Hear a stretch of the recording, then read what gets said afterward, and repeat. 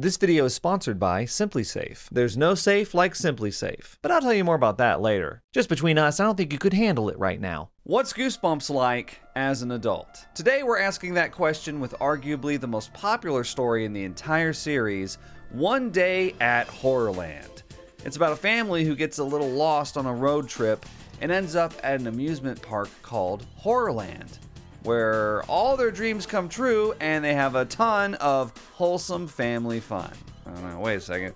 That can't be right. Yeah, I actually read that correctly. Nothing scary happens, everything goes smoothly. One Day at Horrorland is a story that's on many fans' Mount Rushmore. It's probably only rivaled by The Haunted Mask in overall popularity.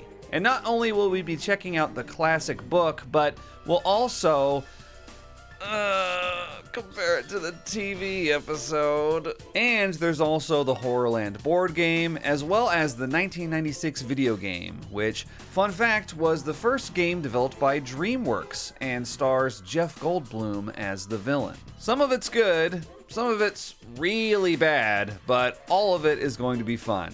Let's find out if One Day at Horrorland deserves to be on the Mount Rushmore of Goosebumps stories.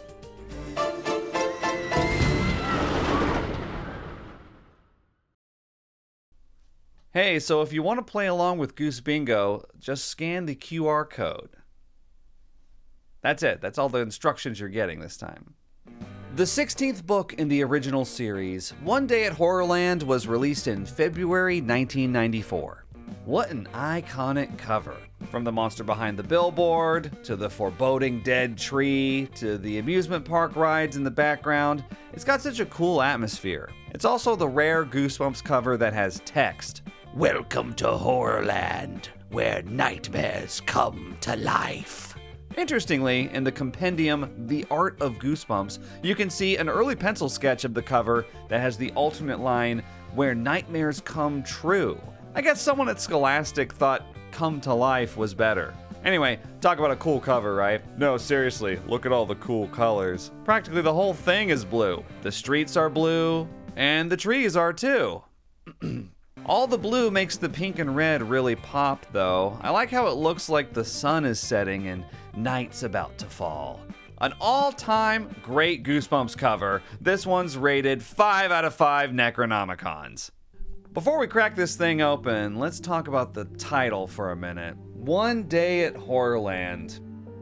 I don't know why, but the title is really not memorable for me. I always want to call it like Escape from Horrorland or Welcome to Horrorland, and apparently even Mr. Stein himself agrees with me. Here's an excerpt from The Art of Goosebumps, where even Mr. Stein mistakes the title of the book for Welcome to Horrorland. It's just a better title. There's sequel books with equally generic titles like Return to Horrorland, and there's even one called Escape from Horrorland, which is also the exact same name as the 1996 video game Escape from Horrorland. Frankly, the titles in this series are really bland.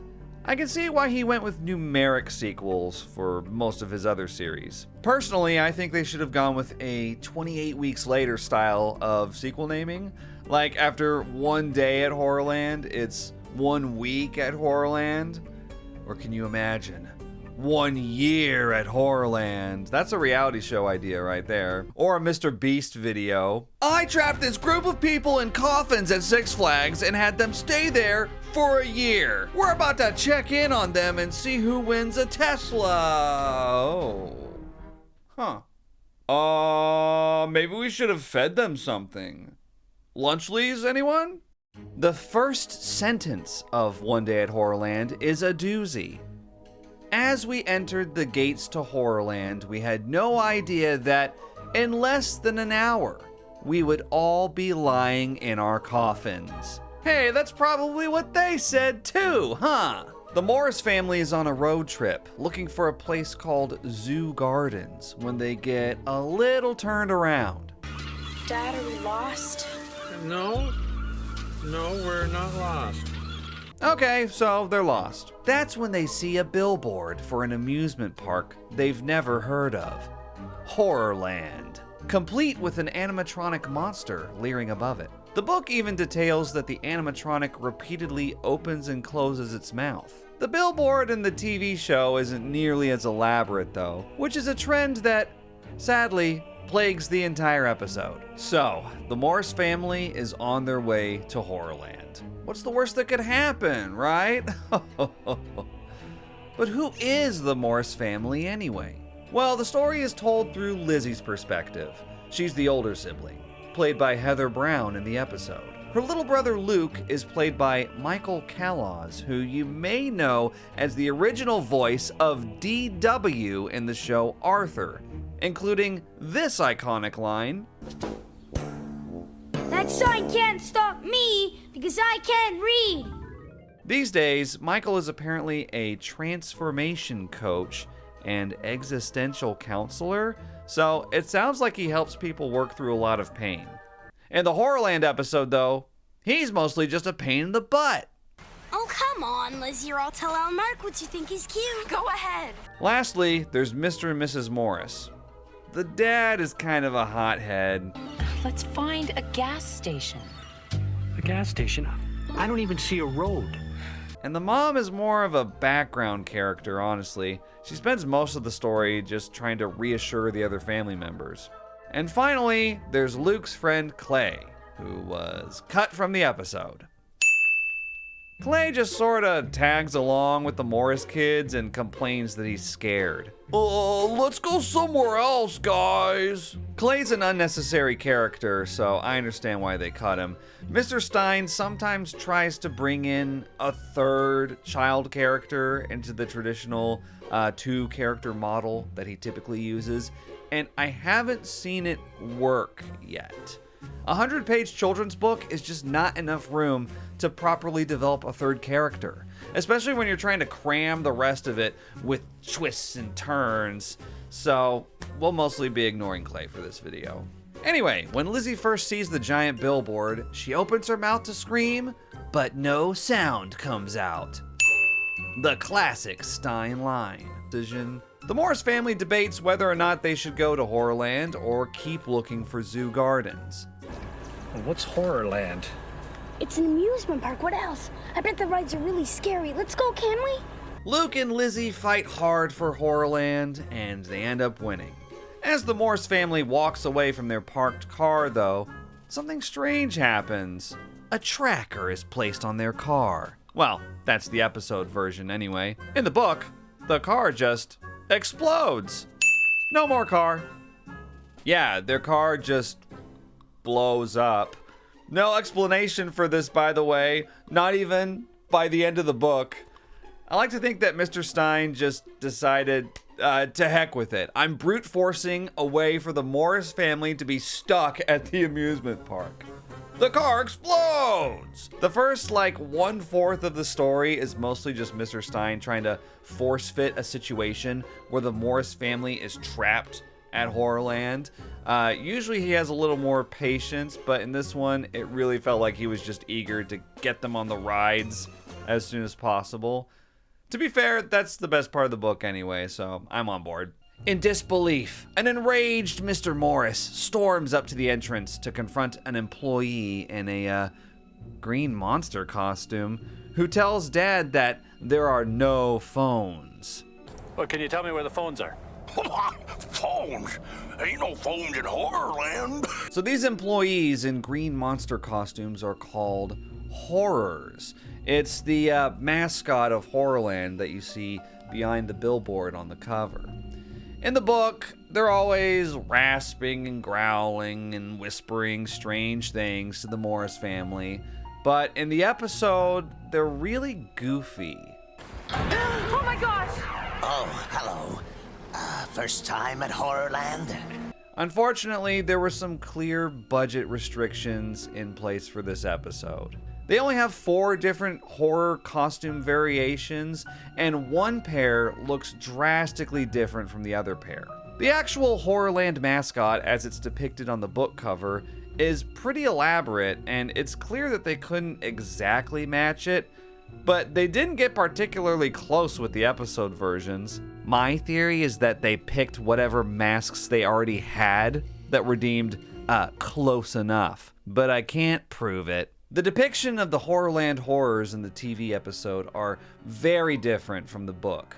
Not only do they look kind of janky and the voice acting silly, but there's something that they do with them later that is just, I'm gonna say, unforgivable. Not to get too dramatic about a children's TV show, but I do remember being stunned by it as a child. Not in a good way. We'll revisit that when the time comes. Anyway, no phone, no car. Looks like the Morris family has to hang out at the amusement park all day then. With free admission even. Mr. Morris insists that he has to find a phone somewhere. And I completely understand and relate to his insistence here. I mean, the family car just spontaneously exploded in the parking lot. But what happens next is amazing. Without any input from Lizzie and Luke, Mrs. Morris quickly informs them that she and their dad are going to rush off and look for a phone, and that they'll meet back here, but they don't set a time or give any more details before speed walking away. It's just so funny to me that Mr. Stein was clearly like, yes, the parents leave them alone in the park, and now we can get to the good stuff. Which he's not wrong, like having the parents hang around would ruin a lot of the upcoming parts, but they just take off so suddenly. It happens so fast that Luke and Lizzie don't even get to protest or ask any questions. This part is actually done better in the TV episode, where there's at least a little back and forth. Now, your mother and I will meet you right back here in 1 hour. Okay. Understood? Bye, Dad. Mom and Dad seem to actually be concerned with their kids in this version, although they still end up leaving them. One of the Horrorland horrors even has a problem with it. Kids? You got kids? The parents don't usually let their kids go running around Horrorland. Wow, you know you've messed up when the amusement park mascots are parent-splaining to you. Now they've ditched Mom and Dad, Lizzie and Luke decide to check out the rides. And these are the best parts of the story, honestly. They start walking around and see funny signs, like no pinching, for example. Which is kind of funny because Luke has this bit where he pretends he's this villain called the Mad Pincher, and he pinches anyone around him. Clay thinks it's a riot. They stumble upon their first ride, the Doom Slide.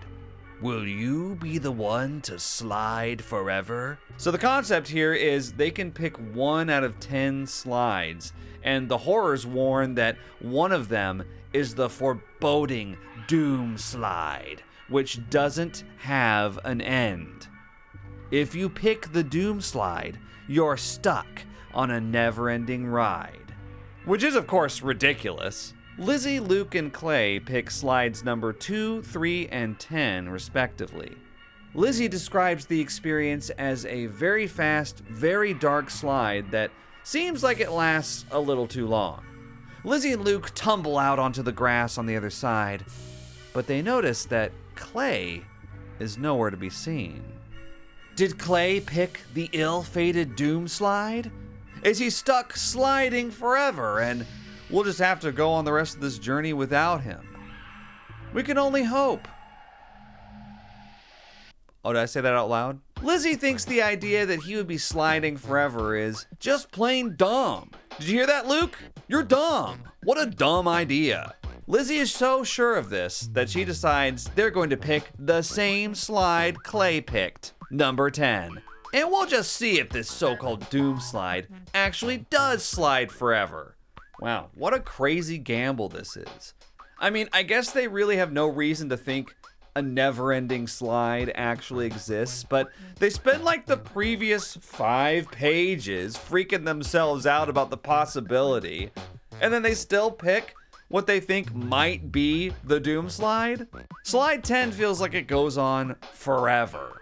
Way longer than the slides they picked before. But thankfully, they tumble out the other side and find Clay, who's been waiting for them. Turns out, slide 10 landed in a completely different area of the park from the other ones. The Doom Slide is a fun idea, but the final experience for the 3 kids is that they just go down some fast, dark, but ultimately normal slides.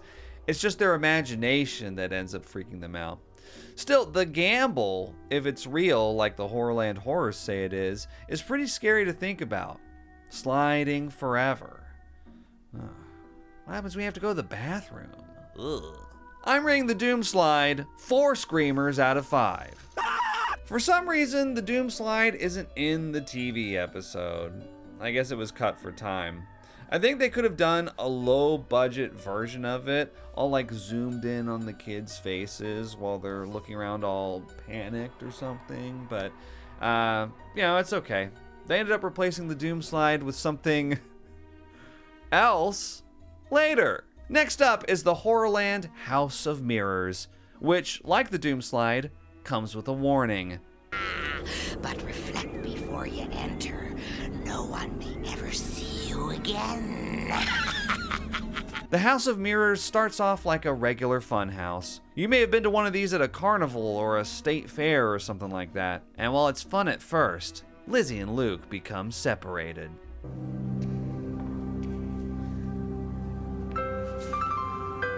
Luke! Wait, what was that? I'm telling you, the Horrorland episode tries too hard to make these little comedic moments, and it just falls flat. Mostly because they don't have enough room for proper comedic timing, so they have to rush it. Anyway, after getting lost in the mirror maze, Lizzie, Luke, and Clay reunite, but discover there's a two-way mirror wall in between them. And that's when the walls start closing in. Now, the standards for this type of scene are really high. I don't know if it's ever going to be done better than it was in the first Star Wars movie. With that said, the episode does an okay job of it.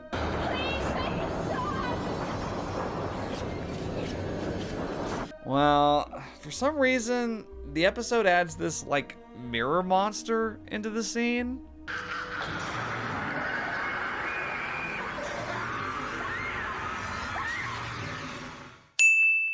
I don't know why the episode added the mirror monster. The idea of a mirror funhouse somehow mechanically malfunctioning and crushing you in between the walls should be enough scariness for the scene. I mean, the walls get so close together that Lizzie comments it's becoming hard to breathe and that she's about to be crushed into a human square. Oh, what, that's not scary enough for you? Yeah, somehow she falls down a trap door and tumbles safely outside again. Did you enjoy the House of Mirrors? It's one of our most popular rides. If you're worried about Luke and Clay, don't worry, they're fine. In fact, Luke is loving these thrill rides here at Horrorland. Well, that's his opinion anyway. Clay wonders aloud if it's possible to get scared to death. We get it, Clay, you're scared. Scared at Horrorland. How predictable. But to Luke's point, I mean, it makes sense. He's marveling at how both the Doom Slide and the House of Mirrors both make you feel like you're about to die. Right up until the last second, when they pull the rug from beneath you and you tumble out safely onto the grass. You know, maybe Luke has a point. Maybe there really is nothing strange going on here at Horrorland after all. Maybe they've simply engineered these rides to have perfect timing. There's really been no evidence to the contrary yet. There's a lot of filler after this, mostly just weird interactions with the Horrorland horrors, like this one that basically tells a dad joke. Luke asks if anyone's died at the park, and the horror answers, "Only once," but then clarifies that a person can only die once. No one has ever died twice. Okay. I consider myself a dad joke enthusiast, and even I think this one's flimsy. There's another horror that claims Luke and Lizzie's parents left the park, but they left a message for them. Goodbye. I actually thought this one was kind of funny. I think the idea with these interactions was to give the horrors a playful yet ominous personality. Are they joking or are they not ambiguity. Just like in the episode, I think the scenes with the horrors are hit or miss. Unlike many of the more notorious villains in the Goosebumps universe, like Slappy the Dummy, we don't really get enough quality time with the horrors to properly establish a memorable personality for them. In fact, going into this reread, just from my childhood experience, I couldn't remember if the horrors talked or not. But really, we're here less for their clever dialogue and more here for their cool, scary appearance, like the true 11-year-old boys that we are. Anyway, so the kids walk past a lot of rides and locations that they don't end up going into, like the Guillotine Museum, the Alligator Pond, the Free Fall, and an out-of-order roller coaster that you can still ride if you dare. There's also a little forest with a sign that says, "Beware of tree snakes." But like all the other signs, it's just a joke. What is it with Mr. Stein and snakes lately, though? This is like the third straight story. This isn't really a ride per se, but they do go into a place called the Bat Barn at one point. All that happens is the doors close behind them and they get swarmed with what they think are bats. But then the door on the other side opens and there's nothing. No bats. Yeah, I'm giving this one screamer out of 5. At this point, Lizzie and Clay in particular are done with Horrorland. They don't want to go on any more rides. They don't want to do anything but find Mom and Dad and get out of there. So even though Luke is still loving it, they head back to the plaza to find Mr. and Mrs. Morris. But when they're not there, they decide to deliberate on what to do next at Alligator Pond, where the signs encourage them, it's perfectly safe to swim. What's kind of creepy about Alligator Pond is that earlier when they passed it, they saw 4 teenagers wade into it to go swimming. But now, the Morris kids are by themselves at Alligator Pond, and they notice that the name is pretty accurate. There's real alligators in the pond floating towards them, but no sign of the teenagers. Well, that's creepy. What happened to those teenagers? Did they really get eaten by alligators? One thing the book does that I find interesting is that it describes the Morris kids seeing plenty of other people at Horrorland. When they're walking around from ride to ride, they're not at an eerily abandoned amusement park. They see other kids and families walking past them or on their way somewhere else. It makes the place feel safer and more alive. In the episode, they barely see anyone else the entire time other than the horrors. And ultimately, I think it's a budget problem with the TV adaptation. Once again, listen, I'm not expecting them to actually rent out a Six Flags or a traveling carnival or something, but the budget for this adaptation being so low definitely kind of ruins it. When the Morris family walks around Horrorland, despite a couple of decorations and signs, it's very clearly just a regular public park. Serena Gundy Park in Toronto, actually. Like I said, they do their best to dress it up like a real amusement park, but it just doesn't work. There's only one other family they see while they're walking around, too. Not exactly a vivid atmosphere. Minimal decor, barely any extras, the same costumes over and over for the horrors, no foreboding soundtrack over the park speakers like in the book. No Bat Barn, no Alligator Pond, no Doom Slide. Just a couple of these I could easily forgive. But all of them? The cut corners really add up after a while, and it makes the immersion really difficult. Anyway, Mr. and Mrs. Morris find the kids at Alligator Pond. They didn't find any phones, but they're ready to get going. Oh, hang on. Mrs. Morris says they should at least go on one ride together as a family. Oh boy. They find a ride called the Coffin Cruise, where they float down a river in coffins. Since the ride goes back towards the front gate of the park, they decide this one will do. In the episode, it's just Luke and Lizzie who go on the ride. But hey, at least they actually showed this one. I was kind of surprised that it looks like the actors are really floating down a river in coffins. This must have been fun to film. Suddenly, the coffin lids close on their own, trapping the Morris family inside. Lizzie tries to scream, but no sound comes out? Again? Seriously? Mr. Stein, you already used this line earlier. Not only that, the coffin is full of spiders. Just kidding. When the ride ends and the coffins open back up, there's no spiders. Just another cliffhanger lie. Not a bad ride, but kind of boring in retrospect. 2 screams out of 5. I find it interesting that the very first line of the book was, and I quote, "As we entered the gates to Horrorland, we had no idea that in less than an hour, we would all be lying in our coffins." So it wasn't just bait. They actually did lie down in coffins for the Coffin cruise. But I'm very curious how they got to this point in less than an hour. They went on the Doom slide, they went through the House of Mirrors and walked all around the park, going through the Bat Barn, being told dad jokes by the horrors. All in less than an hour? Really? Anyway, Mr. and Mrs. Morris are furious about the Coffin ride, and they want to leave immediately. Listen, kids, we're leaving. There's something not quite right about this place. At this point, the Morris family is feeling very unsafe, and I bet they wish they had some security.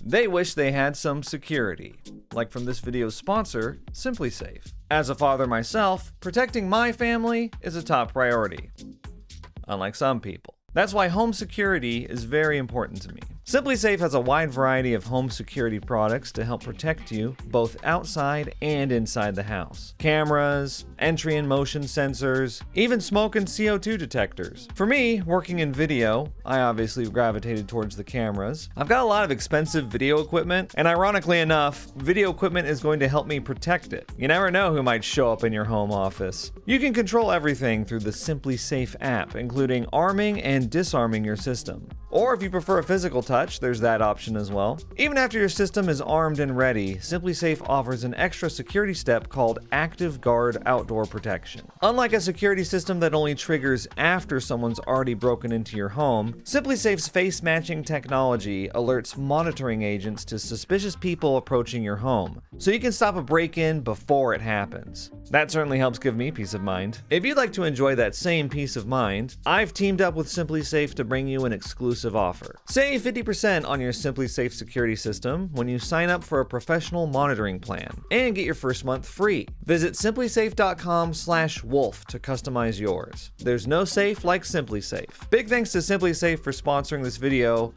Now let's get back to possibly the world's most unsafe family. The Morris family gets to the front gate, but discover it's locked. And to their horror, they see another sign outside. No exit? No one leaves Horrorland alive? Like the rest of the signs, Lizzie assumes this one must be some kind of joke. Now that the rides are over and the Morris family wants to leave, the book and the episode handle what happens next extremely differently. Normally there's a little deviation with the TV adaptation, but this time it's... I mean, wow. We'll cover the book version first. The Morris family is ambushed by a horde of Horrorland horrors. Before they know it, they're surrounded. One of the horrors introduces themselves as the Horrorland MC, and she thanks them for appearing on Horrorland Hidden Camera. The MC reveals that it has all been for a reality TV show on the Monster Channel, and that the home audience loved the Morris family's terrified reactions, especially when they blew up the family car. Now, Mr. Stein doesn't go into detail about how the car was, remotely blown up. It's just sort of accepted that the car just exploded. I know I'm repeating myself, but I just think it's funny that Mr. Stein brings it up again, yet offers no explanation. He's just like, yep, I had to find some way to strand them at the park. Next question. The MC tells them that the real exit isn't the front gate. It's a hidden yellow door they see nearby. The Morrises immediately open it and go through while the horrors are waving farewell. They find themselves not in the parking lot, but in a big, horrible room where an announcer tells them they have one last ride. They have to go through the monster obstacle course in 1 minute, or their lives are forfeit. They spend the next minute getting chased around by all kinds of monsters, notably a 4-armed gorilla-sized one that goes after the dad in particular. Its 4-armed claws swiped at Dad. Missed. New bingo square, everybody, because I remember Mr. Stein using this super aloof description during many action sequences in the series. There's going to be other stories where the characters try to make a jump over a chasm or try to grab an important item like a ring or a magic lamp or something, and it's going to say, missed immediately afterwards. So yeah, we're adding it. Actually, here's another one we're adding. Sour odor. This Steinism makes a number of appearances in this book, notably several times in the Bat Barn sequence, and I think it's time we added it. I hope I helped you get bingo. The Morris family ends up surviving for the full minute, and the Horrorland horrors come out yet again to, quote, congratulate them. Lizzie's decided that she's had it with these guys and grabs the MC's face to pull her mask off. Except, it isn't a mask. These aren't costumes. They're the horror's real faces. They're real monsters. The MC claims that it's time to say goodbye to the Morrises and threatens to push them one by one into some kind of bubbling green pond. Not unlike the one we saw in Werewolf of Fever Swamp. I guess the idea here is that now that they're done filming the show, the horrors have no more use for the Morris family, so they're disposing of them. I'll leave this one up to you, but I think I'd count it for bingo. The MC starts villain monologuing about how Horrorland visitors think the whole thing is one big joke, the funny signs, the quirky rides, but actually the horrors take it all very seriously. Ha! Lizzie has an epiphany. She thought the signs around the park were just jokes, but the MC just told her that they were all serious.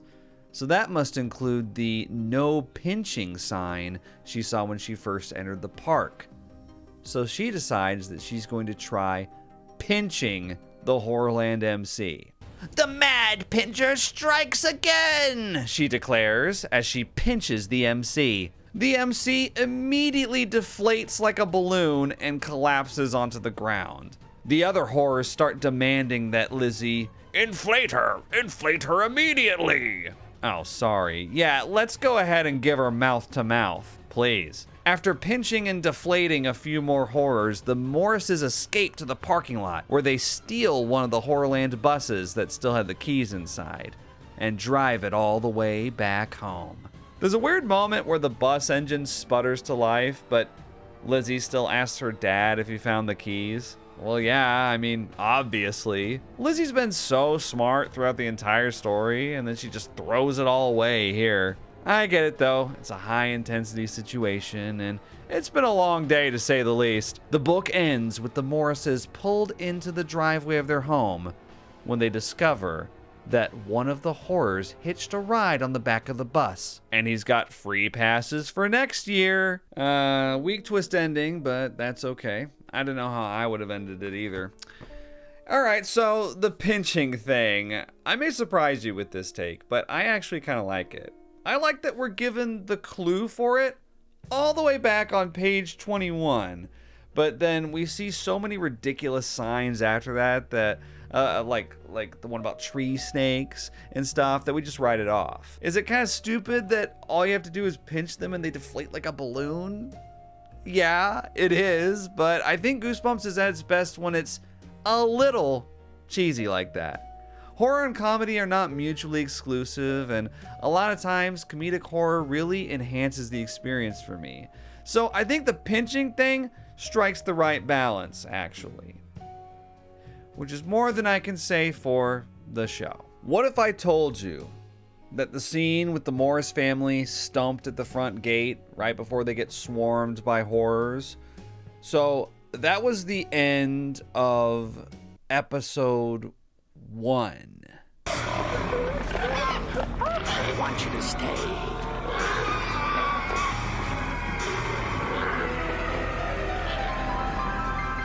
Now you may be asking, how's that possible? What's part 2 even about? There's only the monster obstacle course and the pinching scene left. Well, allow me to present you with the TV episode exclusive plot point, the game show. I said, who's there? Let's hear it for the Morris family, everybody! It starts off not so dissimilar to the Horrorland MC's big reveal that they're on Horrorland Hidden Camera.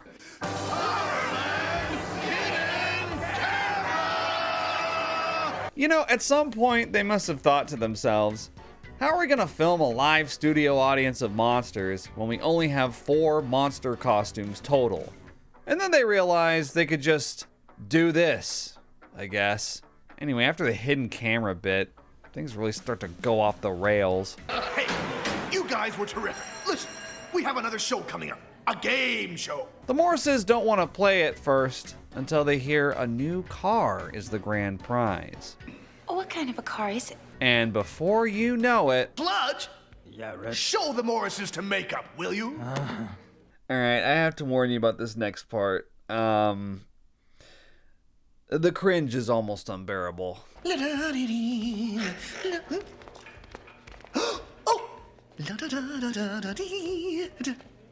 Oh, my dear. Oh, my heavens. Oh, my stars. Oh, my word. Well, there's not much I can do with them, is there? They really attempted to go full comedy mode with this part, but it's just awkward. Mostly because it's really obvious that the monster's voice was just recorded in post. Right, there we are. All right, we have some lovely snacks here if you'd care to partake. There we are.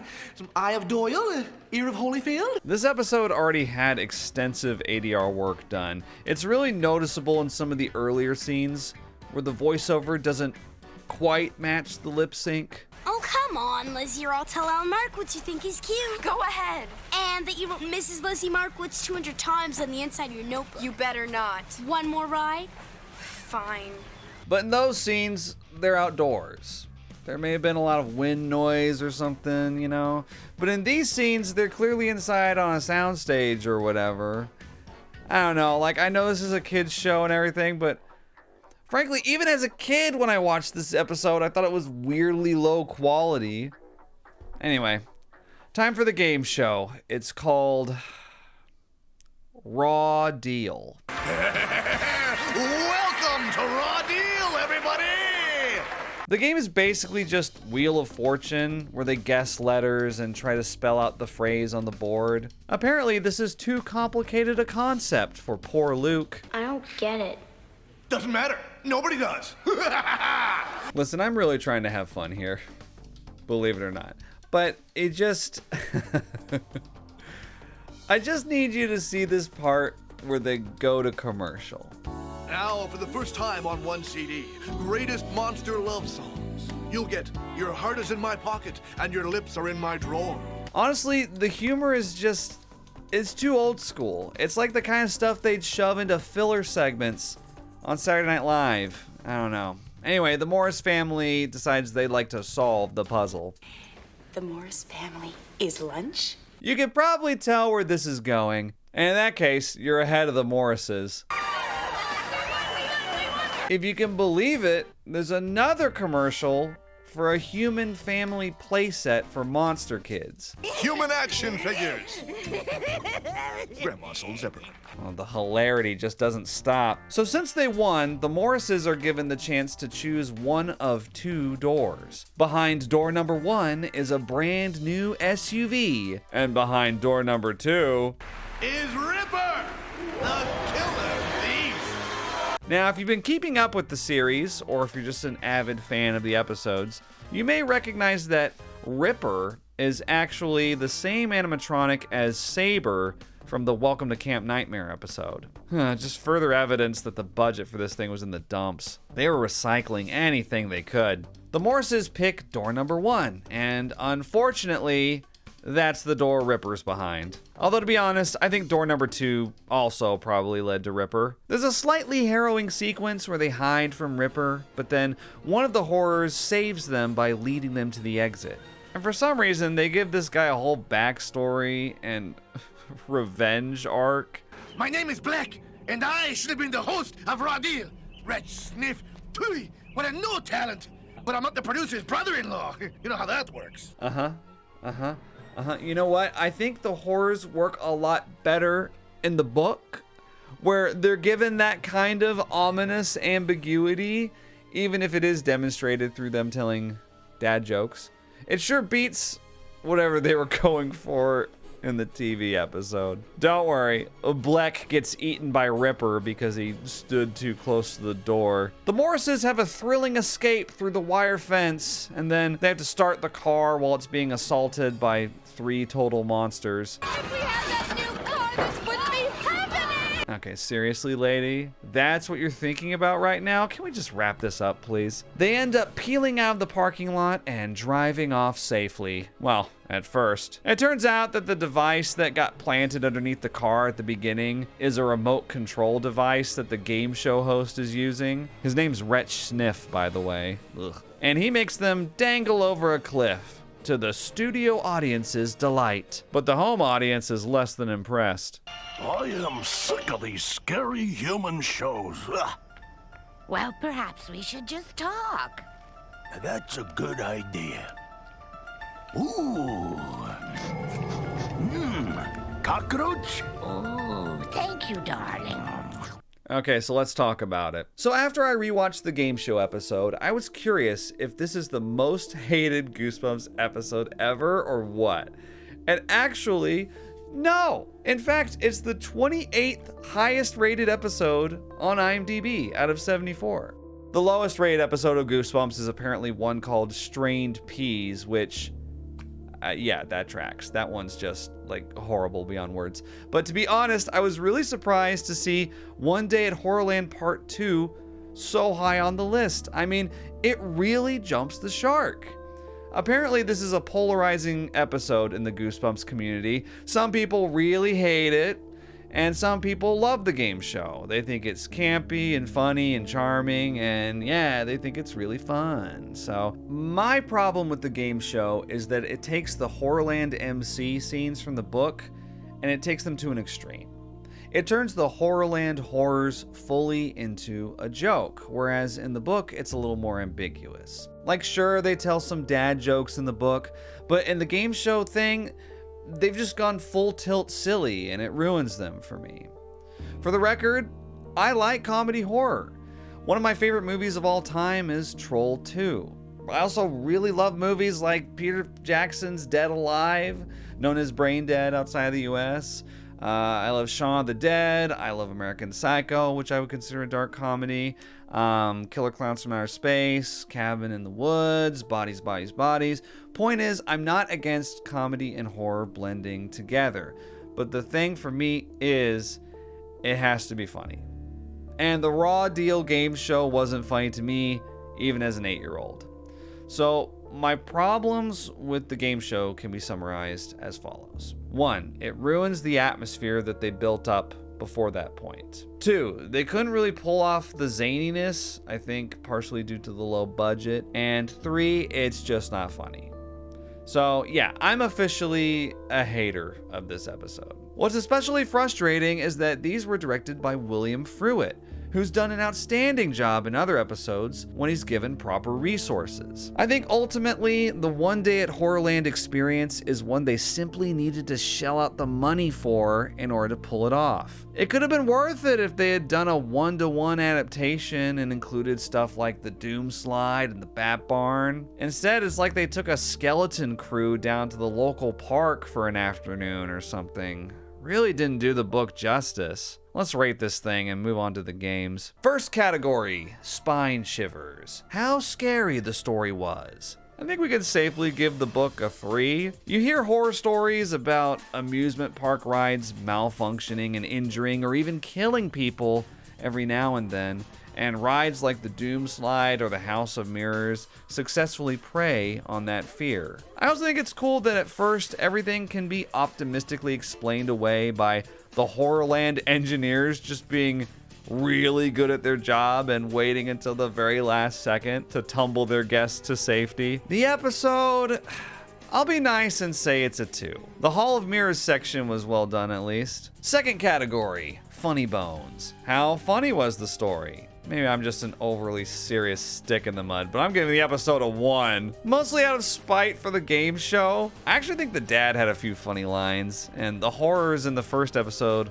were so annoying that they were kind of funny too, but I just can't in good conscience go higher than a 1. The game show needs to be punished. I'll give the book a 3. The humor didn't quite land for me, but I can appreciate the personality that Mr. Stein was trying to give the park. Final category, closet skeletons, which measures the twist ending. All right, so the whole pinching thing, I think it's kind of stupid, but I honestly like how carefully it was set up. A lot of Mr. Stein's twists feel like they come out of absolutely nowhere, but this one at least had a couple hints leading up to it. Lizzie rolls her eyes at the joke signs like 5 different times, so they foreshadowed the twist quite a bit throughout the book. I'll give the book a 3. The episode's twist was, I guess, that they're on a monster TV show and they're like totally screwed.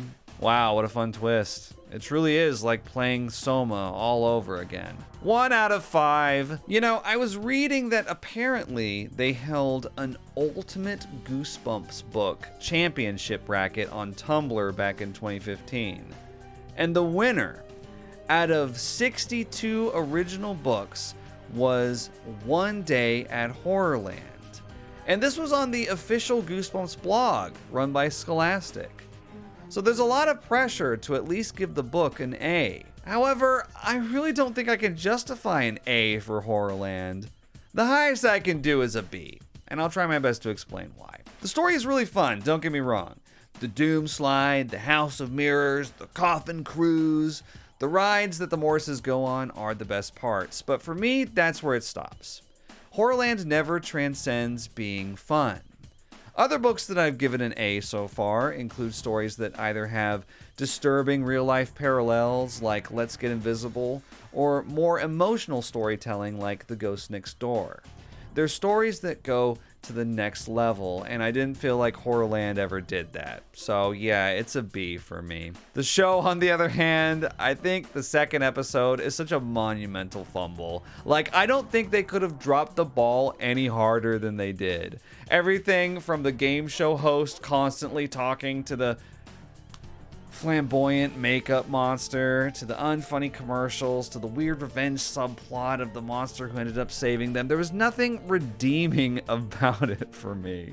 And while it's not the worst episode I've seen of Goosebumps so far, it's been by far the worst adaptation. So, for the very first time, I'm giving out an F for this one. Let's check in on the Dread Sheet, a list of all the grades on the Revisiting Goosebumps series so far, and see how things are going. Just a note, we're about to hit a very awkward string of books because the next 3 after Horrorland don't have a TV adaptation, so I'm not really sure how I'm gonna handle that just yet, but there's a chance the next Revisiting Goosebumps video may not have any episode footage in it.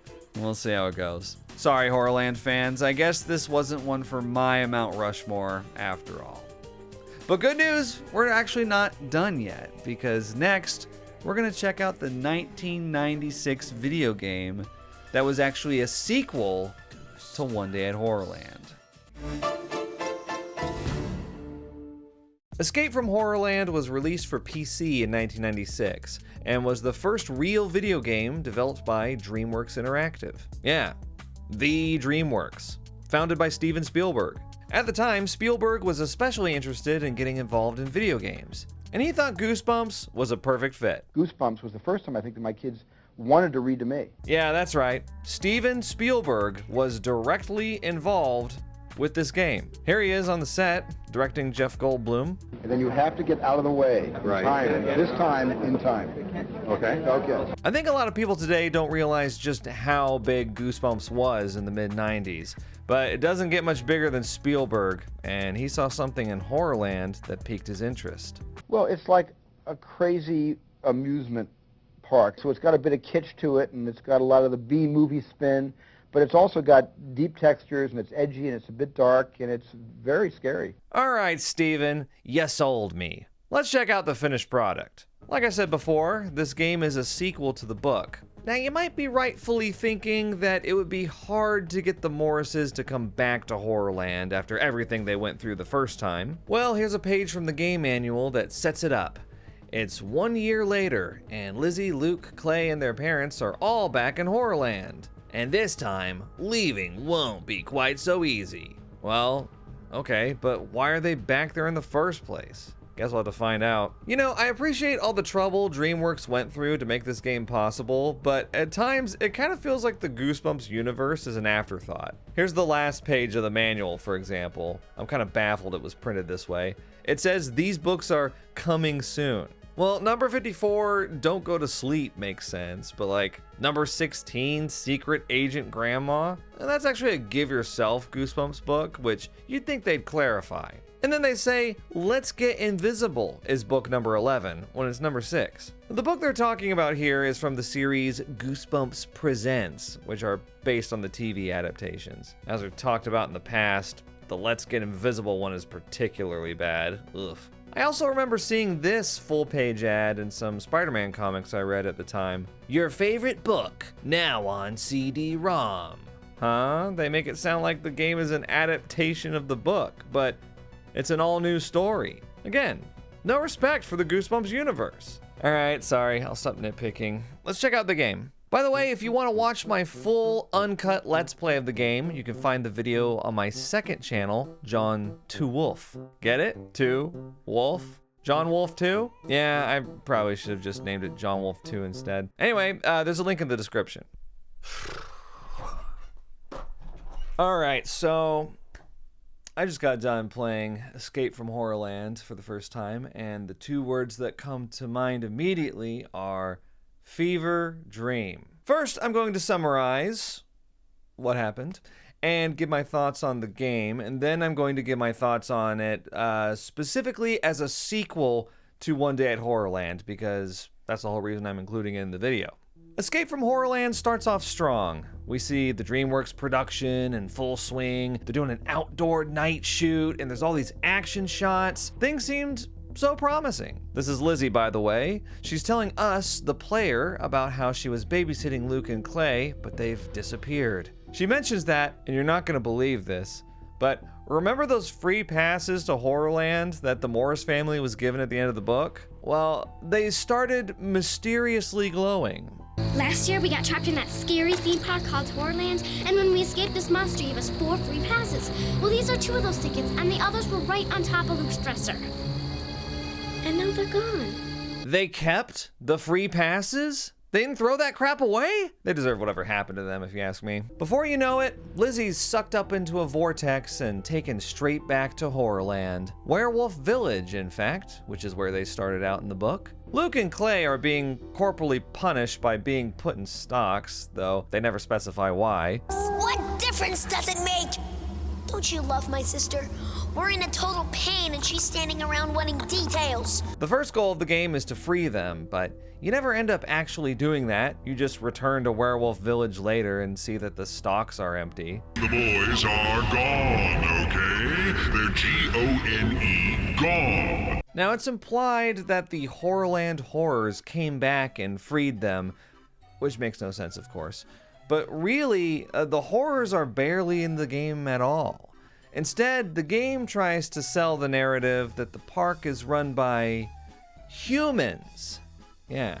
In the Horrorland Museum, it's revealed that the founder is some mad scientist guy named Madison Storm. And the reason Horrorland exists is to create as much misery as possible. Madison overshares that it's all because he was made miserable as a child. If I had to grow up miserable and alone, why shouldn't everyone be as unhappy as me? He's not the only human around. There's also this hilarious lady on these screens that you find around the park. Her character's name is Hannah Black, and I wish she had shown up more. Did you know that it takes over 743 specially bred rat hairs just to make one of our I can't believe it's not coconut macaroons? Mmm, yummy. You know, for a game that features A-list Hollywood acting talent, it really says something that actress Judy Tenuta steals the show in such limited screen time. She's a queen. We need her in every scene. Why isn't she following me around? Why do I get stuck with the kid, you know? And then there's this, like, guy who eats roaches, who starts accosting the children at one point. What's with all these humans at the park? Yeah, this is what I mean by the game has no respect for the Goosebumps universe, because how did humans get in charge of this place? I thought the whole thing was for a show on the Monster Channel. In one of the museum exhibits, Madison details that the reason monsters are there is because he built a device called the Monster Attractor, which supernaturally gathered them all together in one place like a magnet or something. I'm personally blaming Steven Spielberg for all this, by the way. You remember when I was all glad that he was involved and I was impressed and all that? Yeah, that's all gone. It's all gone now. Now I'm devastated. I know it was gonna turn out like this. There's a lot of weird comedy moments in the game, like this showering skeleton bit. It comes up at least 3 different times. Okay. Not you again. What is this stuff? No, don't do it again! These pumpkins, fart when you click on them. Are you serious? You just... The notoriously bad movie Plan 9 from Outer Space is apparently playing in the theater. That one really caught me off guard. Plan 9 from Outer Space? A vanguard of sudden death. And I didn't recognize it. I didn't think that it would be here. Plan 9 from Outer Space is one of the worst movies I've ever seen. There's a British scarecrow character that really seems like an homage to the Mighty Boosh character, Old Greg. Just look at him. I walk once more. Oh my god, it's Old Greg. Easy now, fuzzy little man Peach. But with that said, there's still some impressive sequences, like this werewolf chase scene.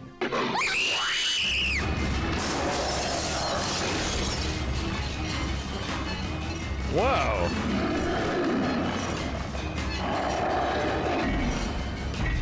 There's the werewolf.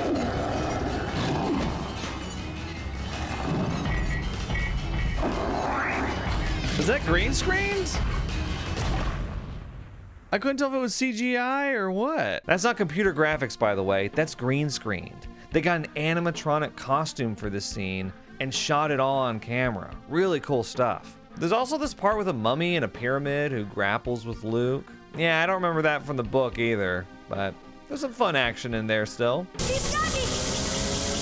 His rings paralyzed me! You gotta do something! But besides a handful of sequences like that though, the production value is lower than I expected. There's a lot of times where Luke and Lizzie are just sort of vibrating on the screen. Not even a 5-second loop or anything. I'm guessing they had to cut a lot of clips short to save space on the CD-ROM, but still, the varying quality is kind of a roller coaster ride. Speaking of rides, you get to go on some of the rides in the game. They got the Doom Slide, which was pretty cool.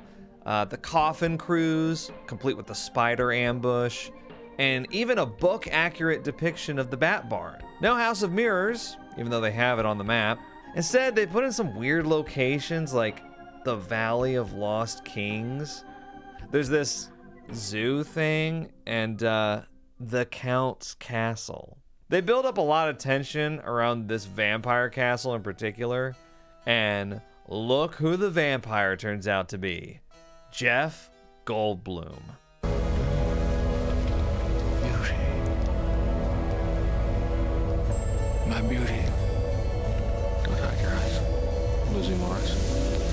What? He knows our name. How do you know my name? Power. It's what I have. It's what I have.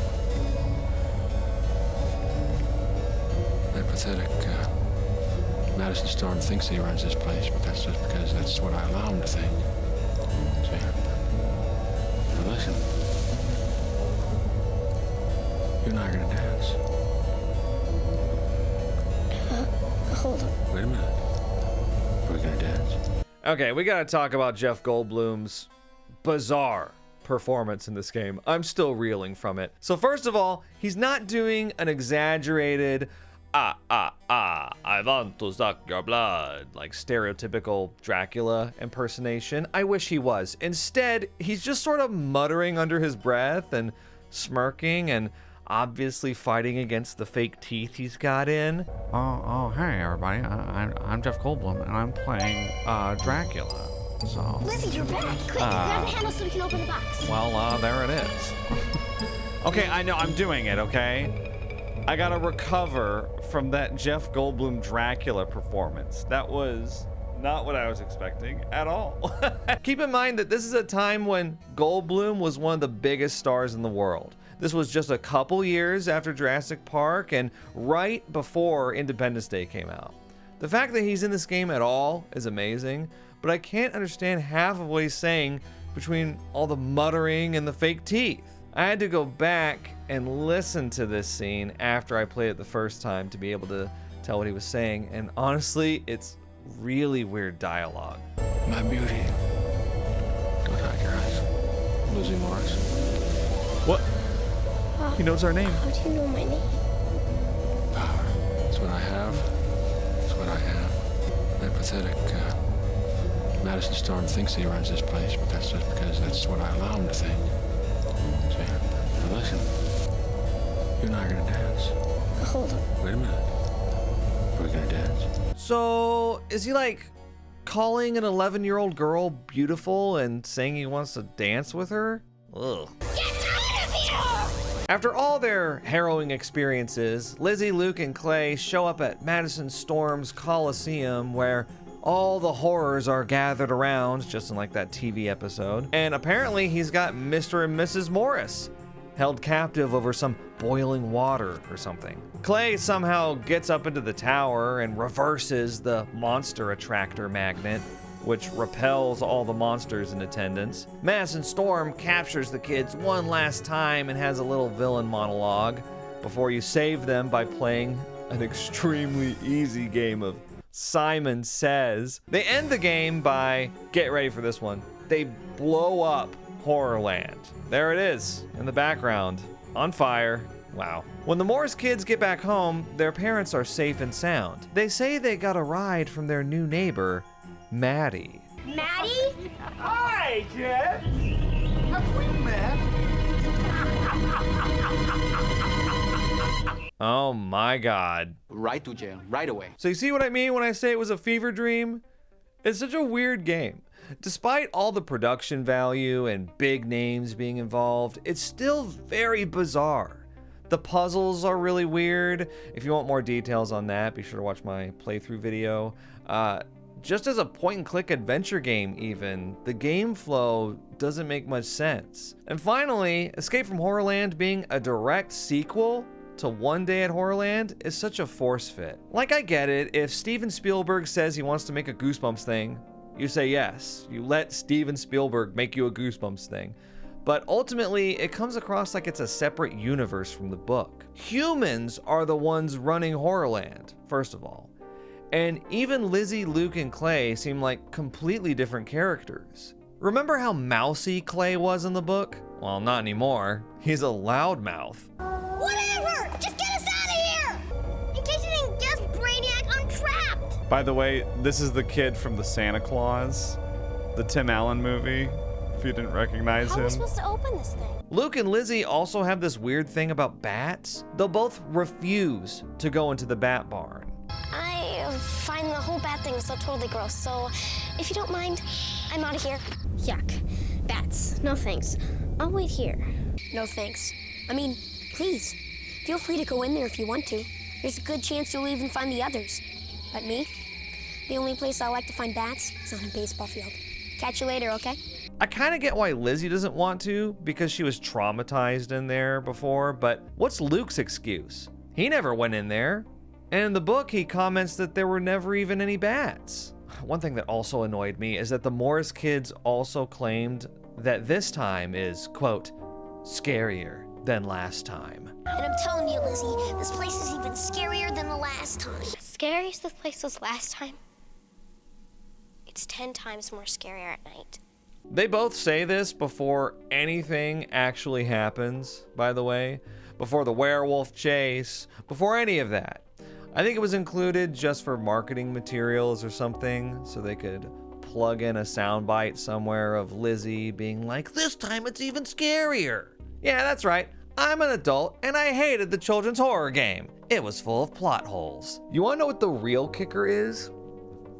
Escape from Horrorland isn't even canon. In the actual direct sequel, Goosebumps Series 2000 book, Return to Horrorland, very memorable name, as always, starts off by completely retconning the events of the game. 6 months after One Day at Horrorland, the Morrises are offered $10,000 by paranormal TV show hosts to film an expose on the amusement park. And Mr. and Mrs. Morris humbly accept for Luke and Lizzie to go film it without them. Amazing. But yeah, historically bad parenting aside, this is the canon sequel and not the game. You know, I gotta say, playing Escape from Horrorland did not elevate Horrorland as a Goosebumps franchise for me. In fact, fairly or unfairly, I kind of like it even less now. But maybe there's one more adaptation that can turn it all around.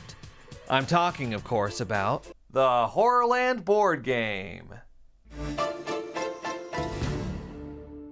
The One Day at Horrorland board game was released in 1996 by Milton Bradley. The 90s were a peak time for slapstick board game mechanics, and this game completely revolves around them.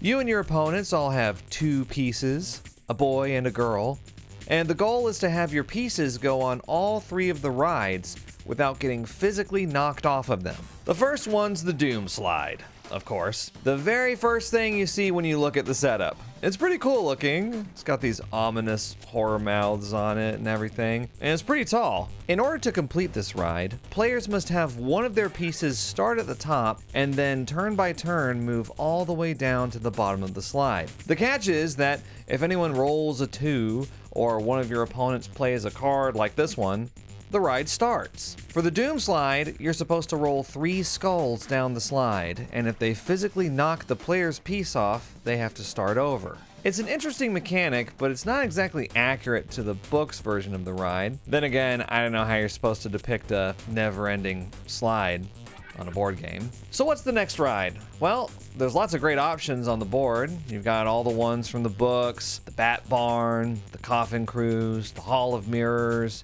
even ones that were only mentioned once, like the Guillotine Museum. Pretty impressive, honestly. But instead of any of those, make way for the Horror Bridge, which was made just for the board game. The way the Horror Bridge works is that if your piece is on the bridge when the ride starts, there's this horror with an ice cream cone in Alligator Pond that your opponent can move to knock your piece off the bridge. It's really easy to do. In fact, it's almost impossible not to send someone's piece flying on this ride. And they designed it this way. According to the rules, if you send someone's piece flying through the open horror mouth on the Doom Slide, they even have to discard all their cards. What? Finally, there's the Wheel of Fear, which isn't exactly a ride from the book, but it has the player put their piece in a coffin, so I'd like to think this is a reimagining of the Coffin Cruise. This one's a little different from the other 2. As soon as you get in it, you have to forcefully spin the wheel and see if your piece falls off the ride. If it does, you have to try again. And even if you don't fall out, you have to stay there until your next turn, so your opponents have a chance to spin the wheel too. Although I don't know why they even bother. I spun this thing so many times, and I never had a piece fall out. I tried doing it fast, I tried doing it slow. You almost always just fall into another coffin. But hey, it's fun spinning the wheel, I guess. Once you complete all 3 rides, you have to return to the entrance space, and you win. I actually kind of like this game. It's not one that I would play with my friends or anything, but it might be fun for the kids someday. The 3 rides are a little inconsistent though. The wheel is impossible to lose, but if the bridge ride starts at all, you pretty much automatically have to start over. The Doom Slide is impressive looking, but surprisingly kind of boring to play. It's a total crapshoot whether or not the skulls knock you off. All in all, it's an interesting extension of the Horrorland franchise, I guess. For me, the board game focuses on Horrorland at its best, when it's about the rides. When it's about anything else, like trying to expand the lore of the Horrorland horrors or, God forbid, trying to be funny, that's when it's at its worst. After checking out the book, the TV episode, the video game, and the board game, I think it fits best in the book and board game formats. The less visual, the better. I think ultimately, the episode and the video game really needed a very deep budget to properly portray the amusement park. Because when you don't have the money to build sets with roller coasters in them, that's when you get stuff like the guy eating roaches in the game or the theatrical makeup artist in the show. But what do I know? I mean, Horrorland is so popular with the Goosebumps community that there was an entire 19-book series that all takes place at Horrorland. It's called Goosebumps Horrorland. And they even did a video game adaptation of this series for PS2 and Wii. Personally, I don't get the fascination, but who knows? Maybe we'll revisit it in a future video. Or you could just ignore me. I know I'm a hater. So believe it or not, we're actually done with the first 16 books in the original series.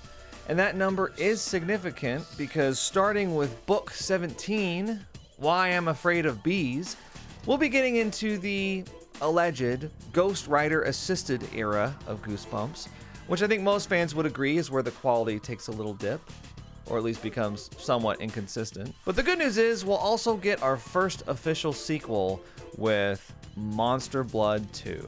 The bad news is that it's terrible, at least from what I remember. Well, wish me luck. Until then, leave me alone. Stay away from me. Probably a little nitwit.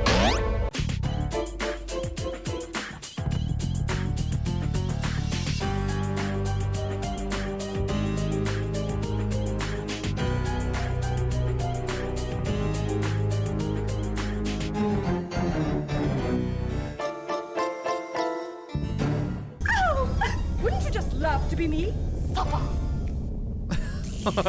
What are you talking about? I don't know what she's talking about most of the time.